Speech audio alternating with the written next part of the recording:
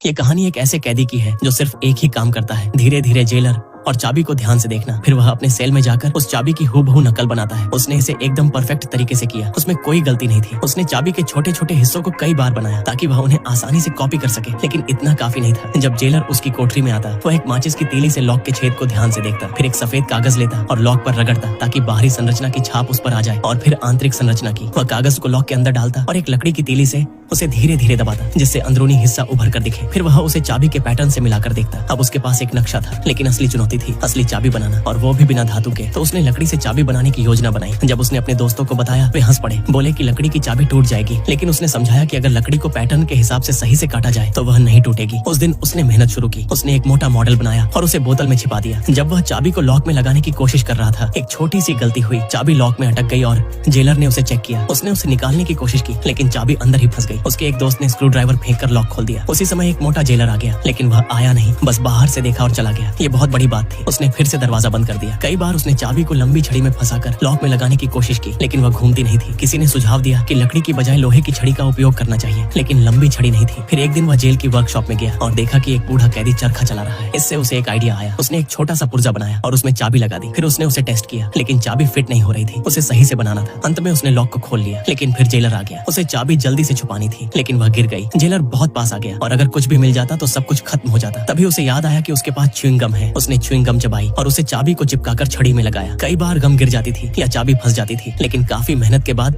उसने चाबी वापस निकाली और बिस्तर पर लेट गया। अगले दिन उसने दोस्तों को अच्छी खबर दी। अब प्लान तैयार था। वे जेल से भागने की योजना बनाने लगे। उन्होंने शहर की गलियों का नक्शा देखा और रास्ता तय किया। कैदी ने ऐसा प्लान बनाया था कि अगर वे पकड़े भी जाएं तो बाकी कैदियों को नुकसान न हो। जब जेल में म्यूजिक बजना शुरू हुआ, उन्होंने एक नकली शरीर तैयार किया और धीरे से दरवाजा खोल दिया। वे नीचे उतर गए। वहाँ एक और दरवाजा था। उन्होंने उसे खोलने की कोशिश की, लेकिन वह नहीं खुला। उन्होंने दूसरी चाबी लगाई, फिर तीसरी। अंत में सही चाबी मिल गई, लेकिन तभी कुछ आवाज आई तो उन्होंने फिर से दरवाजा बंद किया और स्टोर रूम में चले गए। लेकिन स्टोर रूम का दरवाजा टूट गया। तभी एक गार्ड आ गया और फिर एक प्लेन आया जिसमें कई लोग सवार थे और वह समुद्र में गिर गया, करीब 100 मीटर गहराई में। लेकिन सबसे हैरानी की बात यह थी कि पानी प्लेन के अंदर नहीं घुसा और सब बिल्कुल सुरक्षित थे। सभी खुश थे कि वे बच गए, लेकिन उन्हें नहीं पता था कि वे समुद्र की गहराई में हैं। सबसे बड़ी समस्या यह थी कि प्लेन इतनी गहराई में था कि कोई मोबाइल या अन्य संचार माध्यम काम नहीं कर रहे थे। एयरपोर्ट को यह भी नहीं पता था कि प्लेन गिर गया है। सभी को प्लेन के अंदर इंतजार करना पड़ा। तभी किसी ने बाहर जाने का सुझाव दिया ताकि सिग्नल रिसीवर को समुद्र की सतह तक ले जाया जा सके और मदद मिल सके। लेकिन यह आसान काम नहीं था, क्योंकि इतनी गहराई में पानी का दबाव बहुत ज्यादा होता है और सुरक्षा के बाहर जाना जानलेवा हो सकता है। लेकिन कोई और रास्ता नहीं था। इसलिए एक पायलट ने तुरंत तैयारियां शुरू की। उसने लाइफ जैकेट पहनी और बाकी क्रू को